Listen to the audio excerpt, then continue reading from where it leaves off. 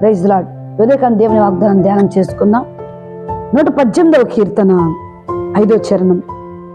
ఇరుకునందు ఉండి నేను యెహోవాకు మొరపెడితిని, విశాల స్థలమందు యెహోవా నాకు ఉత్తరం ఇచ్చాను.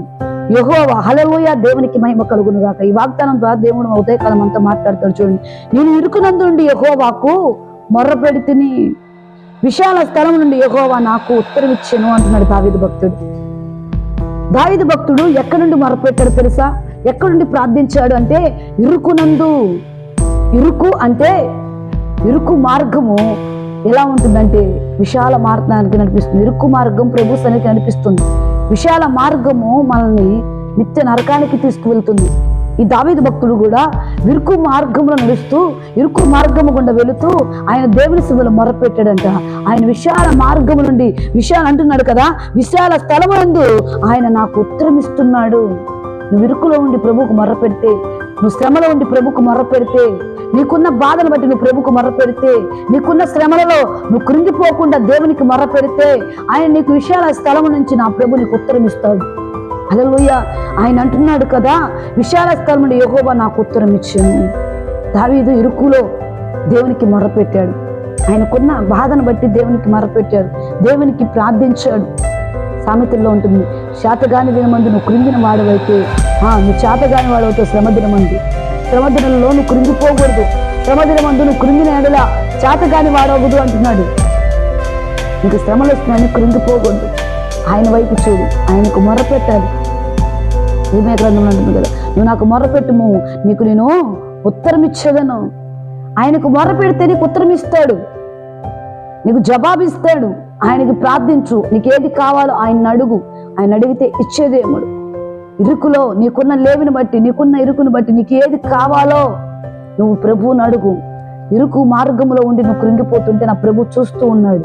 చూస్తూ ఉంటే నువ్వు మొర్రపెట్టాలి, ఆయనకి ప్రార్థించి నీకేది కావాలో ఆయనకు అడగాలి. ఆయన అడిగినడలా నీకు పట్టరాని దీవెనలు కుమ్మరిస్తాడు. నీకేది కావాలో అది ఇస్తాడు. యెషయా గ్రంథంలో కూడా ఉంటుంది, రక్షింపనేరకొనుటకు యెహోవా హస్తములు, ప్రార్థించుటకు ప్రార్థన విరనేరకొనుటకు ఆయన చెవులు మందము కాలేదండి. ఆయన వినే దేవుడు, ఆకాశమందులున్న దేవుడు నిన్ను నన్ను పరీక్షిస్తున్నాడు. నీకున్న శోధన బట్టి, నీకున్న ఇరుకును బట్టి నువ్వు ప్రభుకు మొరపెట్టేదానిగా, మొరపెట్టేవాడిగా, ఆయన మీద ఆధారపడేవాడిగా ఉంటే నా ప్రభు విశాల స్థలమందు, విశాల స్థలం నుండి నీకు ఉత్తరం ఇచ్చును గాక. నా ప్రభు విశాల స్థలం నుంచి నీకు దీవెన కలుగు చేయను గాక. సియోనుల నుండి నా ప్రభు నిన్ను దీవించును గాక. హల్లెలూయా. కాబట్టి ప్రియ సహోదరి సహోదరుడా, ఇరుకునందు నువ్వు ప్రభుకు మొరపెట్టు. దావీదు భక్తుడు ఇరుకులో మొరపెట్టాడండి. ఇరుకులో మొరపెడితే దావీదుని ఎలా చేశాడో తెలుసా? పెంట కుప్పుల నుంచి దినులు లేవనెత్తినట్లుగా లేవనెత్తి శత్రువుల చేతుల నుంచి విడిపించి ఓ రాజా సింహాసనాన్ని ఆయనకి ఇచ్చాడు. హల్లెలూయా. ఎక్కడికి వెళ్ళినా దావీదుకు విజయాన్ని ఇచ్చాడు. ఆ విజయానికి గల కారణం ఏంటో తెలుసా? ఇరుకు మనందు, శ్రమలలో దేవునికి మొరపెట్టాడు. ఆయనకున్న బాధ ఎందు దేవునికి మొరపెట్టాడు. ఏది రాని, శ్రమ రాని, నింద రాని, అవమానం రాని ఆయనకు మొరపెట్టాడండి దావీదు.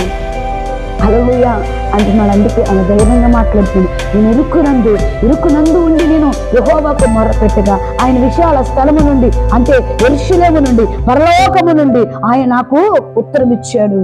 ఆయన నీకు ఉత్తరం ఇవ్వాలి అంటే నువ్వు ఇరుకు ద్వారములో ఉండి ప్రార్థించు. నీకు కలిగిన శ్రమను బట్టి నువ్వు ప్రార్థించు. హల్లెలూయా. ఆయన విశాల మార్గం నుండి నీకు ఉత్తరం ఇచ్చును గాక, నీకు ప్రతిఫలం ఇచ్చును గాక, నీ శ్రమ నుండి నా ప్రభు తొలగించును గాక. ఇటు వాగ్దానం మీ పట్ల, మీ కుటుంబాల పట్ల నా ప్రభు ఉదయకాలమే నీరు కట్టి ఫలింపచేసి నెరవేర్చును గాక. ఆమేన్. Praise the lord.